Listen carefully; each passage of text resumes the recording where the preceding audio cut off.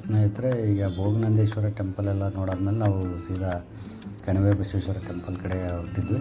ಇದು ನಂದಿ ಬೆಟ್ಟಕ್ಕೆ ಹೋಗೋ ದಾರಿಲಿ ಸಿಗುತ್ತೆ ನಿಮಗೆ.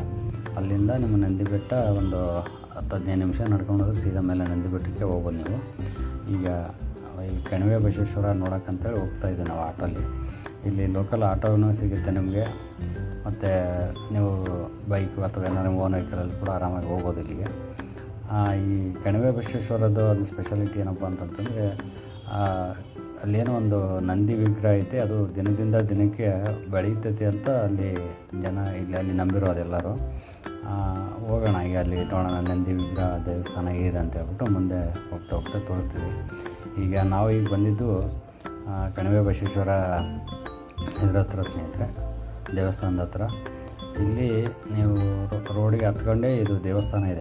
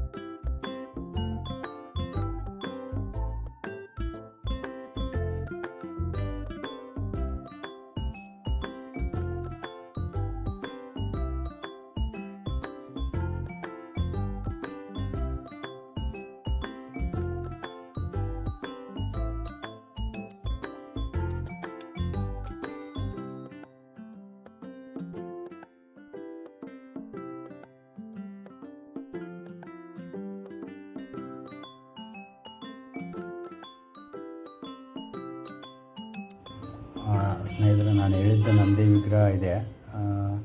ಈ ನಂದಿ ವಿಗ್ರಹ ದಿನದಿಂದ ದಿನಕ್ಕೆ ಬೆಳೆಯುತ್ತೆ ಅನ್ನೋದು ಒಂದು ಇಲ್ಲಿ ನಮ್ಮ ಎಲ್ಲ ಭಕ್ತರಲ್ಲಿರೋ ನಂಬಿಕೆ. ಎಲ್ಲ ನೋಡ್ತಾಯಿದ್ರಿ ಎಷ್ಟು ದೊಡ್ಡದಾಗಿದೆ ಈ ನಂದಿ ವಿಗ್ರಹ ಅಂತ ಹೇಳ್ಬಿಟ್ಟು.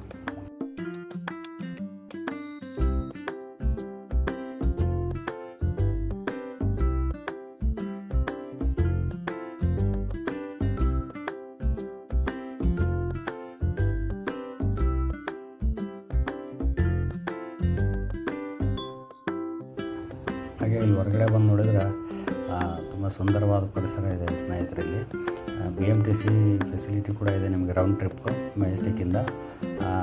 ಡೈಲಿ ಮಾರ್ನಿಂಗ್ ಎಲ್ಲ ಫೆಸಿಲಿಟಿ ಇದೆ ಅಂತ ಹೇಳಿದ್ರಲ್ಲಿ ನಾವು ಡ್ರೈವರ್ಗೆ ವಿಚಾರಿಸಿದ್ವಿ. ಅದು ಕೂಡ ಒಳ್ಳೆ ಫೆಸಿಲಿಟಿ ಇದೆ, ನೀವು ಯೂಸ್ ಮಾಡ್ಕೋಬೋದು ಸ್ನೇಹಿತರೆ.